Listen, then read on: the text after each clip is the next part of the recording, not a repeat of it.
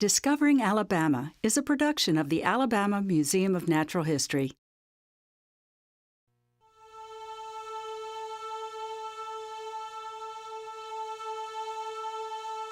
The vast expanse of space. Curiosity is heightened, imaginations are teased, as mankind enters a new millennium and continues the fascinating odyssey to explore the far reaches of the universe.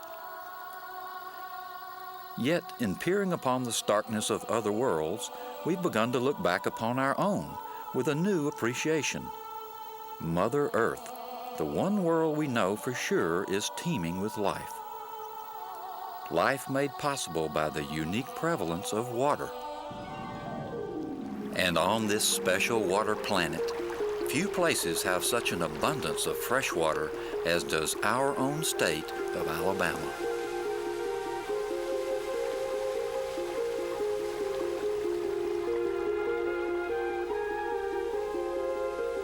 A beautiful waterfall, and just one of many up here in the highland region of North Alabama. In this region, hundreds of small streams originate, carry their water southward to join scores of larger streams, and eventually converge down at the Mobile River near Mobile Bay. This large natural drainage area, or drainage basin, is called the Mobile River Basin. Hi, I'm Doug Phillips. Join me for a journey across this watery realm of nature, from its headwaters to its convergence with the Gulf of Mexico. Along the way, we'll examine the past and consider the future of a most remarkable place in all the universe, the Mobile River Basin.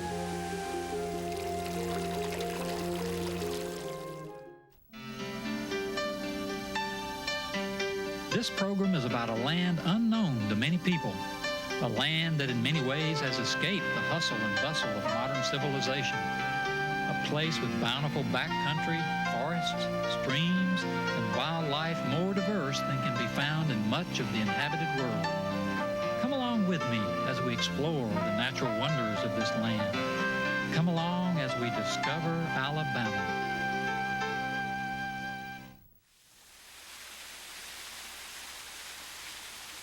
Welcome to Discovering Alabama. And welcome to a land of abundant water.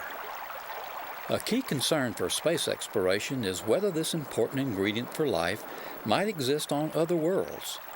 But as yet, no other worlds show even a hint of the water wonders found in this part of planet Earth, our state of Alabama.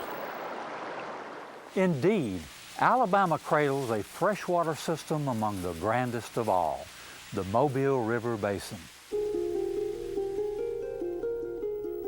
Here, a bit of Earth exploration reveals a natural system with prolific life and boundless beauty, a realm full of the wonders of creation. Our journey to visit the Mobile River Basin begins in the Bankhead National Forest of northwest Alabama, where we reach a crest that physically divides two major drainage basins. This highland ridge extends across much of the northern tier of the state and is known as the Tennessee Divide. In other words, water flowing off the northward slope drains down into the Tennessee River Valley of the Tennessee River. Water flowing south drains into the Mobile River Basin. Now, the basin may draw its name from the Mobile River down near Mobile Bay and the coast, but don't make the mistake of thinking that the basin is strictly a coastal feature. The basin drains parts of neighboring states, Mississippi, Tennessee, and Georgia, while the great majority of the basin is cradled by Alabama. Encompassing roughly 44,000 square miles, the basin is the fourth largest river system in North America.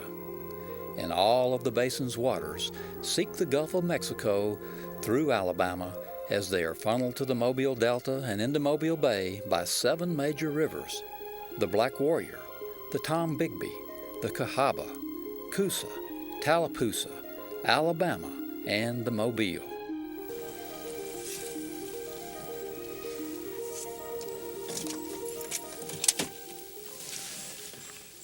Earlier, we were over in northwest Alabama in the lush forest at the head of the Black Warrior River. Now we're over in northeast Alabama along an Appalachian peak. that is nearer the headwaters of the Coosa and Tallapoosa rivers. In fact, this is Cheahaw Mountain, Alabama's highest point. And if we step right over here, we can gaze out over an enticing vista that evokes an urge to go and see what wonders may lie out there in such a land of allure. For countless ages, the waters of the Mobile River Basin have chiseled their way across Alabama. As a result, the landscapes of the Mobile River Basin are varied. In the upper reaches, basin waters flow down over rocky terrain of such geologic regions as the Appalachian Plateau, Valley and Ridge, and the Piedmont Upland. In its lower reaches, basin rivers meander through softer and sandier sediments of the coastal plain region. Across middle parts of the basin is the fall line region, named for the final tier of waterfalls lying roughly along a line where the Rocky Highland region plays out. The water-rich appeal of the basin has long been important to people, beginning with the first humans seeking survival in the region's river valleys thousands of years ago. In the centuries before European arrival, prehistoric cultures were thriving at such sites as the Indian mounds along the banks of the Black Warrior and other rivers. Later, the Spanish, the French, and the English each took their turn traveling along Mobile River Basin rivers to explore and establish the New World. As Alabama was settled, the rivers became ever more vital as arteries for expanding trade and travel. Nowadays, we don't really have to use our rivers for getting around the state. But sometimes it's the more enjoyable way to see Alabama's outdoor wonders. So let's go find a good place to put our canoe in and float for a while.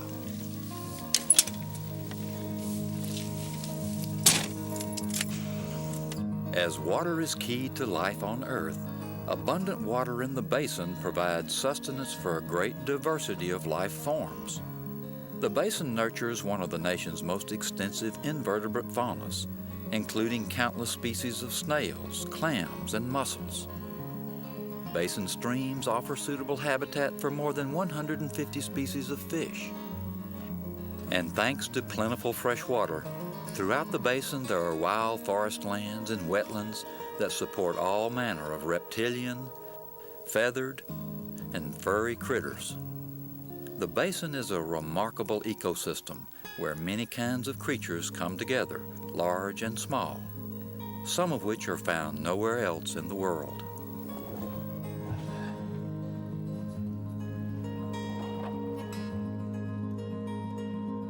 Canoeing streams of the Appalachian Mountains, bass fishing in Lake Martin, hunting the Delta, hiking the Sipsey Wilderness, or lazily boating the Alabama. The waters and landscapes make the Mobile River Basin rich for recreation. But lately it's been the basin's phenomenal concentration of biodiversity bringing national attention to Alabama. This part of Alabama, I think, is a well-kept secret in much of the rest of the nation. I've been hearing about this area ever since I became Secretary of the Interior. In terms of its importance to national diversity and in terms of its importance to global diversity. Very few people realize that the Mobile River Basin has the greatest number of mollusks, which are snails and mussels, those types of species, than any other river system, not just in the United States, but in the entire world. The state of Alabama has more fish species in this state than any other state. We have more freshwater mussel species than any other state in the U.S., more snail species, more crayfish species. Our rivers are literally the sort of the epicenter of the world for aquatic diversity. Just being on rivers is an opportunity that Alabamians have that a lot of people don't have. Right now I'm at the spot where the Tallapoosa and the Coosa come together. To my left is the Tallapoosa, to my right the Coosa River. And where they merge ahead of me is the Alabama River. In the Mobile River Basin, many things have come together. A diversity of geology, geography, plants, animals, and a diversity of peoples. The proliferation and progress of people have led to some radical changes within the basin. If you look at the development of culture and civilization in Alabama, you can look at 2 or 3 things which sort of stick out in my mind as important in affecting Alabama's rivers and streams. Probably the most significant one, the number one, would be sediment.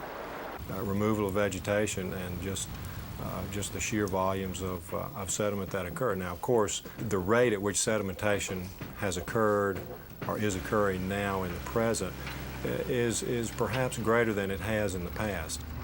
One of the more significant threats to, I think, rivers and streams relative to their chemical water quality would be nutrients. The abundance of fertilizers for use in our yards, the burning of fossil fuels in engines causes the deposition of nitrogen, which results in fertile waters.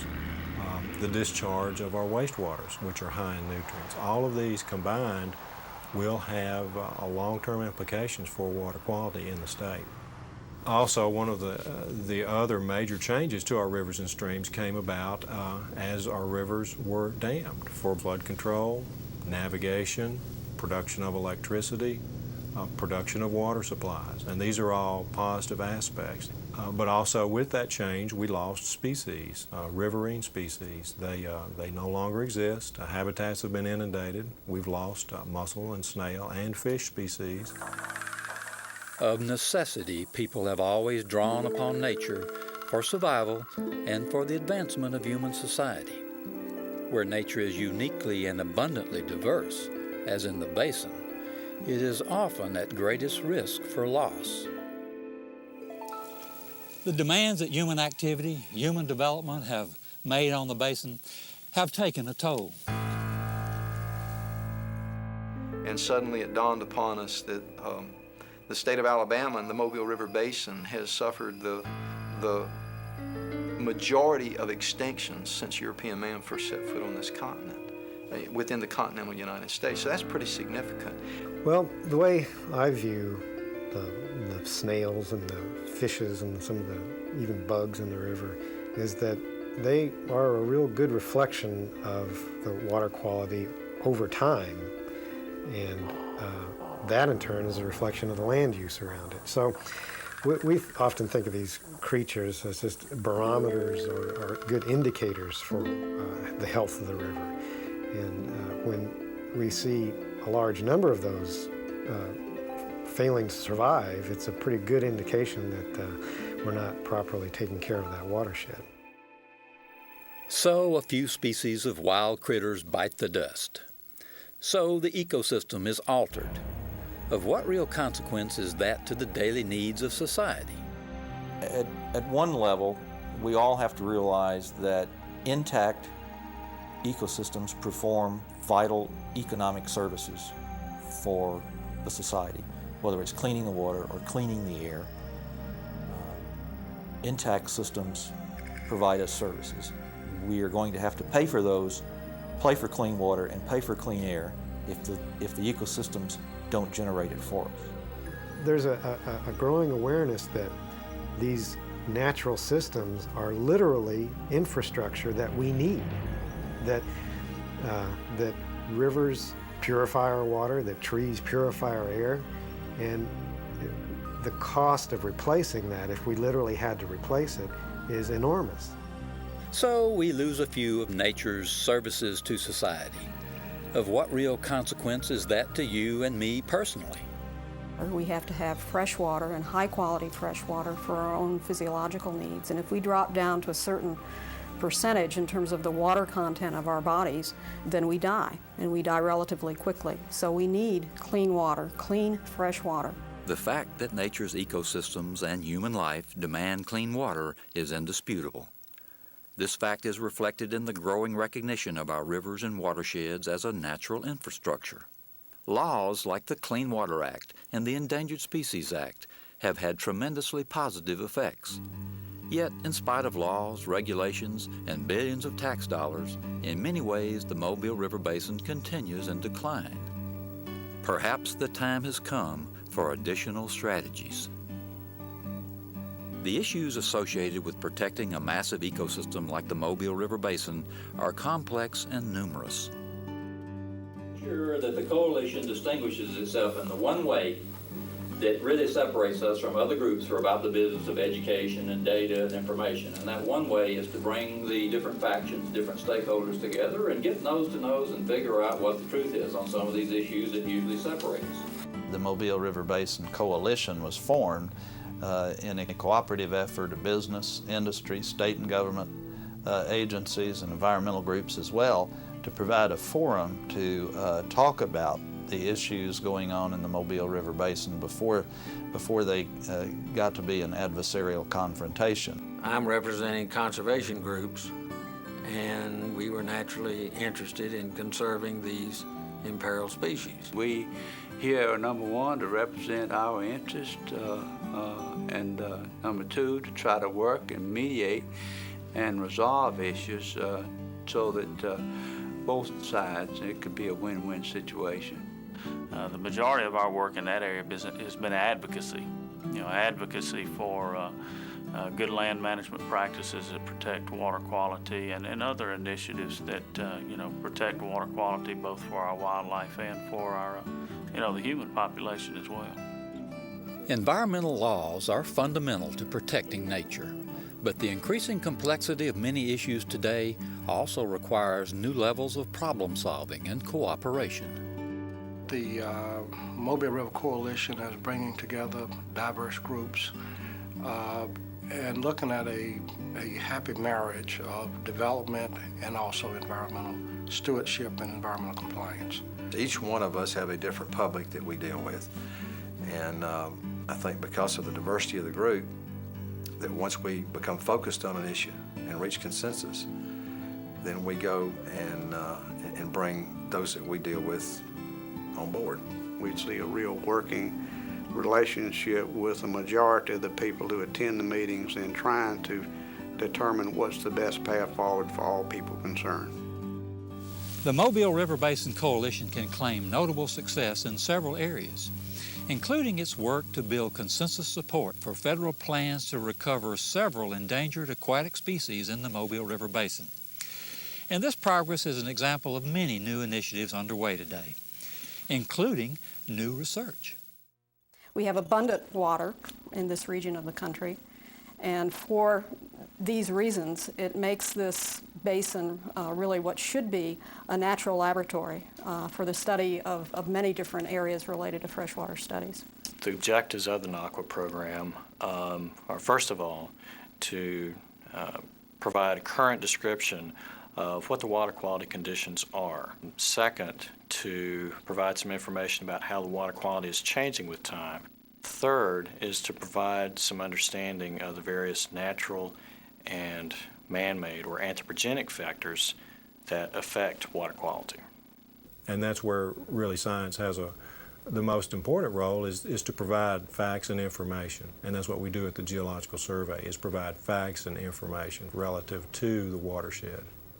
One of the more interesting and fun and really useful products the survey has produced was a volume entitled The Fishes of Alabama and the Mobile River Basin. Further progress is being made in the area of citizen participation and community planning. Alabama Water Watch is a group of citizen monitors located all across the state of Alabama and in the neighboring states of Florida, Georgia, Mississippi, and Tennessee. We train citizens to monitor water quality with our purposes being to collect usable data, to educate citizens, and then to use the data that we collect to influence policy. There is truly a movement in Alabama, a rapid growth in these local stewardship organizations. 20 years ago, a handful of these organizations existed, and today there are over 50, and a new one seems to form every time we turn around.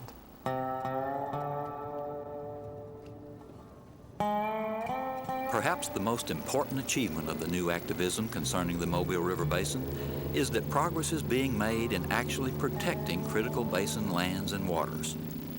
For example, in 1999, the Alabama Forever Wild program helped secure around 100,000 acres of the Mobile-Tensaw Delta. One of the things that I think that is very significant is that a lot of the agencies that work to protect the environment are working together today. This was a joint project between the Conservation Department, Forever Wild, the Wildlife Federation, Ducks Unlimited, and the Nature Conservancy. So what you're talking about is approximately 95,000 acres of land that is in a corridor that goes approximately 41 miles from where it goes in the Mobile Bay to where the end of this purchase is. Today, a variety of groups are having profound influence in protecting our freshwater resources. Will these efforts be enough?